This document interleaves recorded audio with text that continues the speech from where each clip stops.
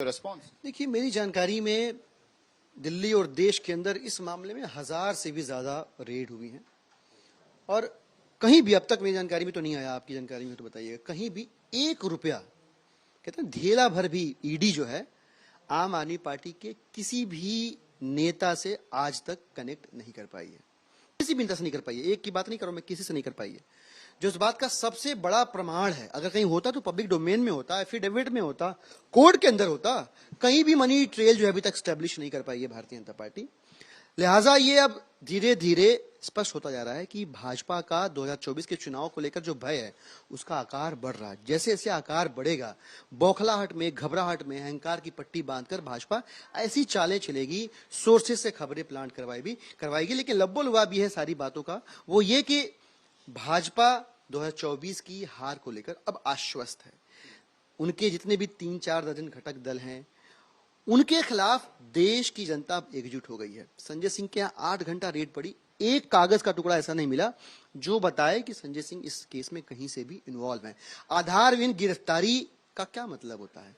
मतलब यह है कि भाजपा अपने डर को और ज्यादा एक्सपोज करती जा रही है और आम आदमी पार्टी का एक एक नेता कट्टर ईमानदार है, कट्टर देशभक्त है। 1000 रेडों के बाद एक सबूत नहीं मिलना और फिर भी गिरफ्तारियों का होते रहना इस बात का प्रमाण है कि अब ईडी और सीबीआई को भारतीय जनता पार्टी ने, जैसे पार्टियां जब चुनाव होता है तो अपने अपने स्टार कैंपेनर लॉन्च करती हैं, तो बीजेपी ने ईडी और सीबीआई को अपने स्टार कैंपेनर के तौर पे लॉन्च कर दिया है, क्योंकि उनके पास न सुशासन का दम है, न जनता का आशीर्वाद है, न काडर की ताकत है। वो ईडी सीबीआई के दम पे चुनाव लड़ने की कोशिश कर रहे हैं। ये आप लोगों का सेंट्रल डिफेंस अभी तक था कि मनी ट्रेल स्टैब्लिश नहीं हुआ है इस पूरे मामले में, लेकिन अब सूत्रों के हवाले से खबर आ रही है कि वो लोग मनी ट्रेल भी स्टैब्लिश कर पा रहे हैं एक्साइज पॉलिसी के अंदर। अगर ऐसा हो पा रहा हो तो सूत्रों के हवाले से खबर नहीं होती। किसी ने हज्जाम से पूछा कि सर में कितने बाल हैं, तो हज्जाम ने कहा कट के आगे आएंगे, देख लेना।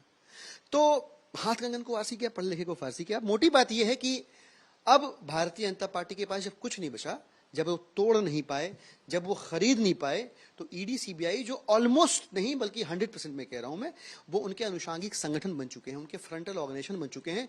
उनके साथ एक वेल कोऑर्डिनेटेड अप्रोच में गिरफ्तारियों के सिलसिले को शुरू किया है। आप आश्वस्त रहें, हम कई दिन से इस बात को कह रहे हैं कि ये जो गिरफ्तारियां हुई हैं यहाँ खत्म होने वाली नहीं है। अब ये और लोगों को अरेस्ट करेंगे, जेल की सलाखों के पीछे डालेंगे। 24 के चुनाव के पहले कर ले कुछ भी, आम आदमी पार्टी का एक भी नेता, कार्यकर्ता, मंत्री, सांसद, विधायक झुकेगा नहीं, रुकेगा नहीं। जान चली जाएगी लेकिन लड़ते रहेंगे। इस केस में अगर आपके पार्टी के पदाधिकारियों को नामजद किया जाता है, फिर क्या रुख रहेगा आप लोगों का? नहीं तो आपने सुना ना, बड़ा अच्छा, लश्कर भी तुम्हारा है, सरदार तुम्हारा है, तुम झूठ को सच लिख दो, अखबार तुम्हारा है, सब कुछ उन्हीं के पास है ना। आप समझिए, ईडी और सीबीआई अगर फ्रंटल ऑर्गेनाइजेशंस हैं भारतीय जनता पार्टी के, तो वो किसकी बोली बोलेंगे? और वो कितने स्वतंत्र हैं मैं बताऊं, वो भारतीय जनता पार्टी के चंगुल के अंदर स्वतंत्र हैं, बीजेपी के दफ्तर के अंदर स्वतंत्र हैं, उसके बाहर कितने स्वतंत्र हैं? कल परसों की सुप्रीम कोर्ट की टिप्पणियां देख लीजिए आप। तो उनकी आजादी के मायने भारतीय जनता पार्टी तय करती है और वो क्या कर रहे हैं, वो देश के, दुनिया के सामने है कि बिना सबूत के एक के बाद एक राजनीतिक अहंकारवश जो है भारतीय जनता पार्टी अरेस्ट कर रही है। अब जो है आगे का रास्ता साफ है, सबको दिख रहा है। भाजपा ने अहंकार की, बदले की राजनीति की एक लकीर बड़ी करी है, उसके ऊपर चलने का उन्होंने मन बना लिया है, तो देश ने उसके खिलाफ चलने का मन बना लिया है।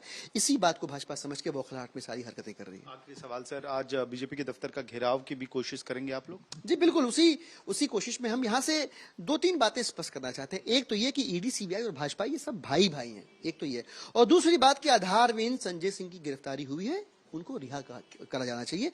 इन 2 बातों को लेकर अपनी आवाज यहां से बुलंद करेंगे।